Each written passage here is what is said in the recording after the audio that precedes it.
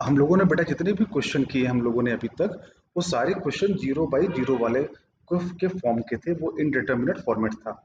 अब जैसे हम लोग सेकंड टाइप का है, इनफाइनाइट अपॉन इनफाइनाइट टाइप के सवाल अगर लगाने को यहाँ पे देखें, तो आप देखिएगा, जैसे आप जानते हो कहीं पर ए की पावर एक्स लिखा है, और अगर एक्स जा रहा है इनफाइनाइट की तरफ, एक्स कहाँ जा रहा है, इनफाइनाइट की तरफ, तो एक्स जब इनफाइनाइट जाएगा तो रिजल्ट किस पे डिपेंड करेगा, रिजल्ट डिपेंड करेगा ए की वैल्यू पे, रिजल्ट डिपेंड करेगा।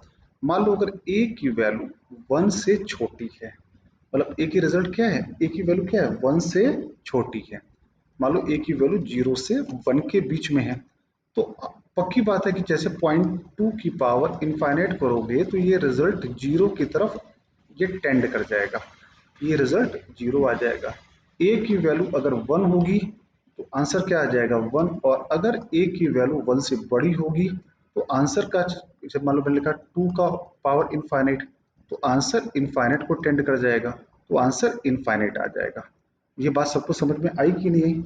जैसे मैंने यहाँ पे सवाल लिखा है, एक मैं प्रॉब्लम आपको दिखा रहा हूँ। जैसे प्रॉब्लम है x cube plus 7 x square plus 9 upon, कुछ और लिख दो, जैसे लिख दिया एक्स की पावर 2x³ प्लस 9x-7, और limit x approaching to infinite डाल दी।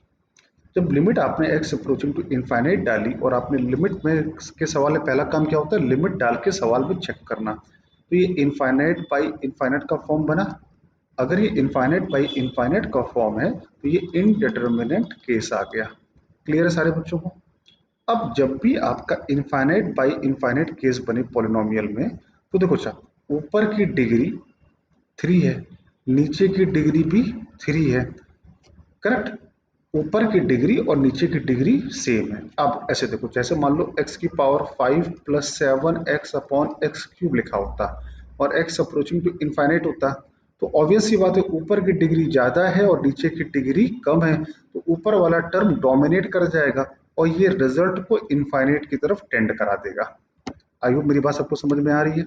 लेकिन चूंकि यहाँ पर ऊपर की डिग्री और नीचे की डिग्री क्या है, सेम है, तो ये आंसर इनफाइनाइट तो नहीं आएगा, ये आंसर कुछ ना कुछ फाइनाइट आंसर आएगा। करेक्ट है, क्या आंसर आएगा, फाइनाइट। तो क्या करो, ऊपर की डिग्री 3 है, नीचे की डिग्री 3 है, तो दोनों तरफ जितनी भी हाईएस्ट डिग्री हो उसका डिवाइड मार दो, तो क्या आएगा, 1 plus 7/x, 9/x³ 2 plus 9/x² minus 7/x³। X approaching to infinite है, जब एक्स इनफाइनाइट को अप्रोच कर रहा है तो 7/x क्या हो जाएगा, जीरो हो जाएगा, ये भी जीरो हो जाएगा, ये भी जीरो हो जाएगा, ये भी जीरो हो जाएगा, बचा क्या, केवल 1/2। तो 1/2 इज द आंसर। क्लियर है सारे बच्चों? जब भी आपको इस टाइप के सवाल मिले तो आपको ऐसे ही इसको हैंडल करना है। अब आगे इस टाइप के और भी मैं आपको एग्जांपल दूंगा, कि जैसे मान लो मैंने एक सवाल लिख दिया कि x² + 5/x³ + 4x + 5, तो और x approaching to infinite, correct? अब हमको देख के लग रहा है कि यार ऊपर की डिग्री कम है और नीचे की डिग्री ज्यादा है, तो ये डोमिनेट कर जाएगा, ये क्या करेगा, ये डोमिनेट कर जाएगा। या एक काम करो, x³ का ऊपर नीचे डिवाइड मार दो, तो क्या बचा, 1/x, 5/x³, 1 plus 4/x², 5/x³। ये तो चला जाएगा, x जा रहा है इनफाइनाइट, तो ये कहाँ चला जाएगा, जीरो, ये भी जीरो, ये भी जीरो, और ये भी जीरो, और नीचे क्या लिखा है, 1, तो आंसर जीरो की तरफ अप्रोच कर जाएगा। और ये हमको शुरू में देख के आ रहा था कि चूंकि ये डोमिनेटिंग टर्म है, डिनोमिनेटर, तो ऑब्वियस सी बात है 1/इनफाइनाइट होगा और ये जीरो की तरफ अप्रोच कर जाएगा। आई होप सारे बच्चों को बात समझ में आ गई होगी। जैसे नेक्स्ट प्रॉब्लम लिखा है यहाँ पर मैंने, नेक्स्ट प्रॉब्लम जैसे लिखा कि x minus √x² plus 2x, और x अप्रोचिंग टू इनफाइनाइट है। तो लिमिट के सवाल में पहला काम क्या होता है, लिमिट अप्लाई करके देखना। तो आपने लिमिट अप्लाई की तो क्या आ रहा है, इनफाइनाइट माइनस इनफाइनाइट आ रहा है, मतलब ये इनडिटर्मिनेट केस हो गया। इन्फिनिटी माइनस इन्फिनिटी क्या आ गया, इनडिटर्मिनेंट केस हो गया। आइए सारे बच्चों को समझ में आ रहा होगा। तो अब इस सवाल को सॉल्व कैसे करेंगे? इस सवाल को सॉल्व करने के लिए यहाँ फैक्टर तो हो नहीं रहे, तो ट्राई टू रेशनलाइज इट। आपने इसको रेशनलाइज किया, एक्स स्क्वायर प्लस 2x, यहाँ पे क्या आएगा, x plus x square plus 2x, और यहाँ पे क्या आएगा, x plus root over x square plus 2x, और x अप्रोचिंग टू इनफाइनाइट। अब ऊपर a square minus b square का formula, a square minus b square, नीचे आ गया x plus root over x square plus 2x। X square से x square cancel हो गया, तो minus 2x upon x plus root over x square plus 2x, और x कहाँ approach कर रहा है, इनफाइनाइट को। अब गौर से देखो तो न्यूमरेटर की डिग्री और डिनोमिनेटर की डिग्री सेम है कि अलग अलग है? न्यूमरेटर और डिनोमिनेटर की डिग्री सेम है। न्यूमरेटर की डिग्री कितनी है, 1 है। यहाँ पर भी डिग्री 1 है, और चूंकि यहाँ अंडर रूट लगा हुआ है तो भले ही एक्स स्क्वायर लिखा है लेकिन डिग्री कितनी है, यहाँ पे डिग्री है 1। तो अब न्यूमरेटर और डिनोमिनेटर में एक्स का डिवाइड मार दो, तो एक्स का डिवाइड मारा, या एक्स कॉमन ले लो, ऐसा भी बोल सकते हैं। तो यहाँ क्या बचेगा, 1 प्लस 2/x, और एक्स कहाँ जा रहा है, इनफाइनाइट जा रहा है। तो ये कितना बचा, माइनस 2 प्लस 1, और 2 अपॉन एक्स कितना हो जाएगा, ये अप्रोच कर जाएगा 0 को, तो क्या बचेगा, केवल 1। तो माइनस 2/2, आंसर इज 1। तो आई होप सारे बच्चों को बात समझ में आई होगी कि इस सवाल को लगाने का यहाँ पर तरीका क्या होता है। क्लियर सारे बच्चों को? तो जब भी इन्फिनिटी माइनस इन्फिनिटी आ जाए, या जैसे मान लो एक और एग्जांपल ले लेता हूँ, छोटा सा एग्जांपल लेता हूँ, जैसे लिखा मैंने x cube minus 3x, x approaching to infinite. तो लिमिट के सवाल में पहला काम लिमिट लगाना, तो क्या आ रहा है, इन्फिनिटी माइनस इन्फिनिटी आ रहा है, इनडिटर्मिनेट केस है। अब यहाँ रेशनलाइज तो करेंगे नहीं, मान लो मैंने x कॉमन लिया, तो क्या आया, एक्स स्क्वायर माइनस 3 आया। अब लिमिट लगा के देखो तो क्या आ रहा है, इन्फिनिटी, एक्स क्या है, इन्फिनिटी, और ये भी क्या है, इन्फिनिटी। इन्फिनिटी इंटू इन्फिनिटी में कोई डाउट ही नहीं है कि रिजल्ट कहाँ जाएगा, इनफाइनाइट को अप्रोच करेगा। तो आंसर आ गया इनफाइनाइट, क्योंकि ये इनडिटर्मिनेट केस था ही नहीं। Infinity into infinity indeterminate case होता ही नहीं है। तो आई थिंक लॉजिक सारे बच्चों को यहाँ पे समझ में आया होगा कि यहाँ पे क्या किया गया है। ठीक है, क्लियर सारे बच्चों को? अब जैसे मान लो मैं एक अगला सवाल उठाता हूँ, एक लॉजिक यहाँ पे समझाना है, जैसे आपको यहाँ पर, ओके ठीक है बेटा। अब इसके बाद में जैसे हम लोग कुछ ट्रिग्नोमेट्री के फॉर्मूले होते हैं, तो ट्रिग्नोमेट्री के कुछ फॉर्मूले हम लोग यहाँ पे डिस्कस करते हैं। तो ट्रिग्नोमेट्री का जैसे पहला फॉर्मूला होता है sine x upon x, x approaching to 0। मतलब जो एक्स यहाँ लिखा है वही एक्स यहाँ लिखा होना चाहिए, साइन एक्स अपॉन एक्स और एक्स अप्रोचिंग टू 0। तो अगर हमने लिमिट अप्लाई करके देखा तो ये 0/0 का केस है कि नहीं है? हाँ सर है, ये 0/0 का केस है, मतलब इनडिटर्मिनेंट केस है। तो इसको कैसे सॉल्व करेंगे? तो बहुत आसान है, साइन एक्स का एक्सपेंशन ऊपर याद करा के आए, x minus x cube by factorial 3, x की पावर 5 बाई फैक्टोरियल 5, एक्स की पावर 7 बाई फैक्टोरियल 7, कहाँ तक, इनफाइनाइट तक, divide by x, x approaching to 0, ऊपर से एक्स कॉमन लिया तो 1 minus x square by factorial 3, और डिवाइड बाई, और एक्स कॉमन लिया ऊपर से, और नीचे से भी एक्स, एक्स से एक्स कैंसल, तो क्या आया, 1 minus x square by factorial 3। अब limit x approaching to 0 apply करो, ये सब 0 हो जाएगा, आंसर क्या बचा, 1। तो कहीं पर भी आपको साइन एक्स बाई एक्स दिखे, एक्स अप्रोचिंग टू 0, आंसर हमेशा क्या आता है, 1, बशर्ते ये एक्स और ये एक्स सेम होना चाहिए। क्लियर है बच्चों लोगों? ये फॉर्मूला है, ये आपको मेमोराइज होना चाहिए। अब दूसरा फॉर्मूला आता है टेन एक्स बाई एक्स का फॉर्मूला, एक्स अप्रोचिंग टू 0, इसका आंसर भी क्या आता है, 1 आता है। लेकिन कैसे आया? तो वही है, 10x का एक्सपेंशन डाल देना, आप देखोगे वही सेम रिजल्ट आ जाएगा। तीसरा, मान लो sine inverse x upon x, x approaching to 0, इसका आंसर भी 1 आता है। आया कैसे? तो साइन इनवर्स एक्स का फॉर्मूला होता है, उस फॉर्मूले को उसका एक्सपेंशन डाल दोगे, यही आंसर आ जाएगा आपका 1। साइन इनवर्स एक्स का एक्सपेंशन मैं भी आगे जाके इसी में लिख दूंगा। सारे बच्चों को बात समझ में आई कि नहीं है? कहीं पर लिखा हो tan inverse x upon x, x approaching to zero, तो क्या आंसर आएगा? आंसर हमेशा आएगा 1। कहीं पर मान लो लिखा है cos x, x approaching to zero, तो कॉस जीरो तो कोई इनडिटर्मिनेट केस ही नहीं हुआ, तो आंसर क्या आ जाएगा? Answer is 1। क्लियर है सारे बच्चों को? यहाँ तक क्लियर? अब इसके ऊपर हम लोग कुछ सवाल करते हैं।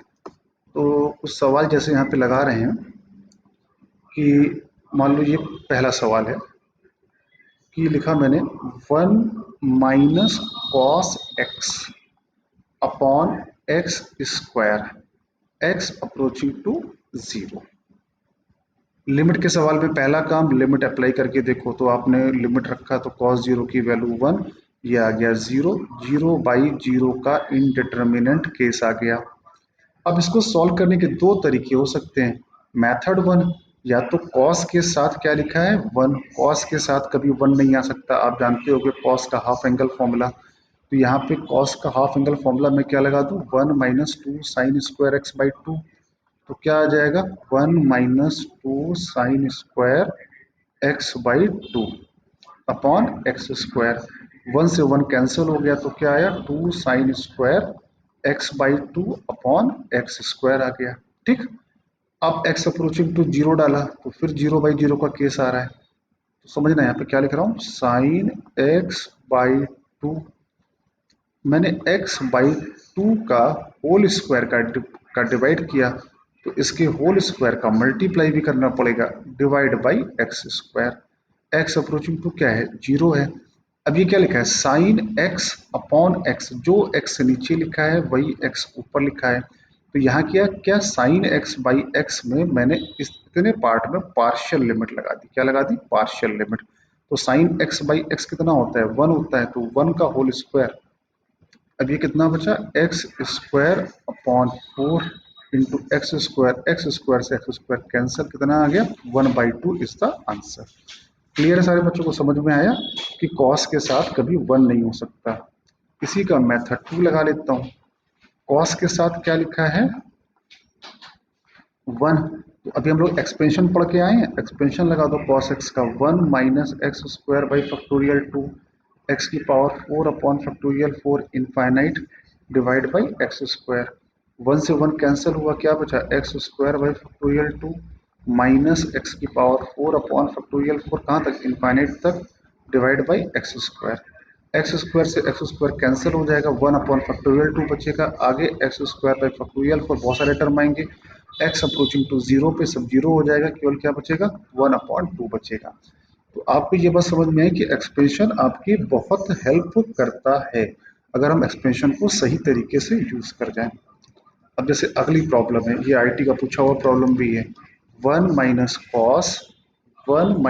कॉस एक्स अपॉन साइन की power 4x, x approaching to zero. तो फिर वही काम, आपने x अप्रोचिंग टू जीरो है तो आपने x इक्वल टू जीरो सवाल में डाल के देखा, तो cos जीरो 1, तो ये 0/0 का केस आ रहा है पूरे तरीके से, it is the case of 0/0 का केस है। अब इस सवाल को लगाने के लिए ये cos के एक्चुअली एंगल में लिखा हुआ है, तो 1 माइनस कॉस, कॉस का हाफ एंगल फॉर्मूला लगा दो, क्या आएगा 1 minus two sign square x by two divided by sine की पावर 4x, 1 से 1 कैंसल, तो कितना आ गया 1 minus cos 2 sine square x by two upon sine की पावर 4x। फिर 1 के साथ कॉस लिखा हुआ है, तो चाहो तो फिर कॉस का हाफ एंगल फॉर्मूला लगा दो, कौन सा 1 माइनस टू साइन स्क्वायर, और अंदर के भाई एंगल हाफ हो जाएगा ना, ये यही तो एंगल है, तो 2 sine square x by two, और ये एंगल क्या हो गया हाफ हो गया, डिवाइड बाई साइन की पावर 4x। अब क्या होगा बच्चा 1 से 1 कैंसिल हो गया, तो ये 1 से 1 जब कैंसिल हुआ तो क्या बचा केवल 2 साइन स्क्वायर, 2 से 2 भी कैंसिल हो गया, तो sine square x by two, और नीचे क्या लिखा है साइन की power 4x, x approaching to zero. चाहो तो यहाँ एक्स की पावर 4 का डिवाइड और एक्स की पावर 4 का मल्टीप्लाई कर दो, तो ये कितना आ गया 1, मतलब क्या किया मैंने, पार्शियल लिमिट अप्लाई कर दी। आई होप सारे बच्चों को बात समझ में आ रही होगी। डिवाइड बाई एक्स की पावर 4, क्लियर। अब देखो, तो करने के तरीके बहुत सारे हो सकते हैं। आप इसको ऐसे बढ़ा दीजिए इस प्रॉब्लम को, जैसे 2, ये क्या लिखा है, sine sine square x by 2 का होल स्क्वायर। तो ये एंगल कहाँ जा रहा है, जीरो जा रहा है ना, एक्स अप्रोचिंग टू जीरो पे, ये क्या लिखा है, जीरो ही लिखा है। तो इसी का डिवाइड कर दो और इसी का मल्टीप्लाई कर दो। आई होप क्लियर है सारे बच्चों को। और डिवाइड बाई एक्स की पावर 4, ये क्या है, साइन एक्स अपॉन एक्स। ये क्या आंसर आ गया, ये तो आ गया पार्शियल लिमिट लगा के, ये आ गया 1। अब ये क्या हो गया, साइन की power 4 x by 2 upon x की पावर 4, तो 2। अब इसको अगेन वही सेम काम, साइन एक्स बाई 2 की पावर 4, अब एक्स बाई 2 और एक्स बाई 2 की पावर 4, ये आया एक्स की पावर 4, ये कितना आ गया, ये आ गया 1। तो क्या बचा, 2 एक्स की पावर 4 अपॉन 16 इंटू एक्स की पावर 4। एक्स की पावर 4 से एक्स की पावर 4 कैंसिल, क्या बचा 1/8। तो सबको समझ में आया होगा मेरे ख्याल से बच्चा लोग इस सवाल को सॉल्व करने का तरीका। इस सवाल को वैसे एक्सपेंशन से भी लगाया जा सकता था। This problem can also solve by expansion. आप हैं, इसको ट्राई करिएगा एक्सपेंशन से। एक्सपेंशन से आपसे बनता है कि नहीं बनता है, एक बार चेक करिएगा।